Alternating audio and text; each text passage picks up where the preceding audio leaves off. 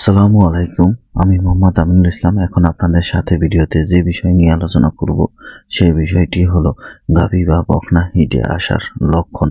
যারা নতুন খামারে রয়েছেন তারা যদি হিট না বুঝতে পারেন তাহলে আপনার খামারের গাভী কখনোই গাভীন হবে না বা বকনা কখনোই গাভীন হবে না। তাই আপনারা এই বিষয়টি খুব মনোযোগ সহকারে বুঝবেন এবং দেখবেন, তাহলে আপনারা আপনার খামার করে লাভবান হতে পারবেন বা গরু পালন করে আপনি সফল হতে পারবেন। আমার ভিডিওটি যদি আপনাদের একটু ভালো লেগে থাকে তাহলে প্লিজ লাইক, শেয়ার, কমেন্ট এবং সাবস্ক্রাইব করবেন। আপনাদের কোনো বিষয়ে প্রশ্ন থাকলে কমেন্ট করবেন, আমি পরবর্তী ভিডিওতে সেই বিষয়ে উত্তর দিয়ে দেব। ভিডিওতে যে গরুটি দেখতে পাচ্ছেন এই গরুটি আসলে হিটে এসেছে। হিটে আসার সবচেয়ে প্রধান লক্ষণ হলো আমাদের দেশে হিটে আসে সকালবেলা এবং বিকেলবেলা, দুপুরবেলা কখনোই হিটে আসে না। তাই আপনারা সবসময় মনে রাখবেন, যদি আপনার হিটের লক্ষণ সকালে অনুভব হয় তাহলে বিকালে বীজ দেবেন। আপনারা কিভাবে বুঝবেন যে আপনার গরুটি হিটে এসেছে? প্রাথমিক অবস্থায় আপনার গরুটি যেখানে রাখা হয় সেখানে প্রথম যখন হিটে আসবে তখন দেখবেন খুব এলোমেলো বা অগুছানো।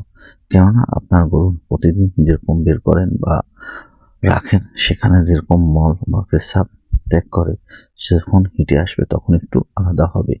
সে বারবার অল্প অল্প পায়খানা করবে এবং অল্প অল্প পেশাব করবে এবং সেই পায়খানাগুলোর ভিতর বারবার ঘুরবে, ছোটাছুটি করবে এবং সম্পূর্ণ ফ্লোরে মেখে যাবে। ভিডিওতে যেরকম দেখানো হয়েছে এরকম মেখে যাবে এবং গরুটি অনেক সময় দেখা যায় মুখে ডাকাডাকি করে এবং মিউকাস বের হয়, বারবার ফুলে ওঠে, এরকম করবে এবং কান খাড়া করে চারিদিক চেয়ে থাকবে। এগুলো হলো কমন বিষয়। অনেক সময় দেখা যায় যারা হলস্টাইন ফ্রিজিয়ান গরু পালন করেন বা ক্রস জাতের গরুগুলো পালন করেন এসএফ, তাদের গরু সবসময় সঠিকভাবে ডাক বোঝা যায় না বা মুখে তেমন ডাকে না।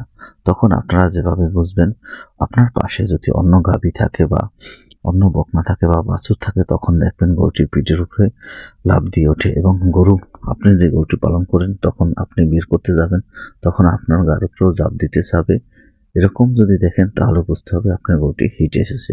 আর আপনার গরুটি যদি সকালবেলা এরকম আচরণ করে থাকে তাহলে বিকেলবেলা বীজ দেবেন এবং বিকেলবেলা আচরণ করে থাকলে সকালবেলার মধ্যেই বীজ দেবেন।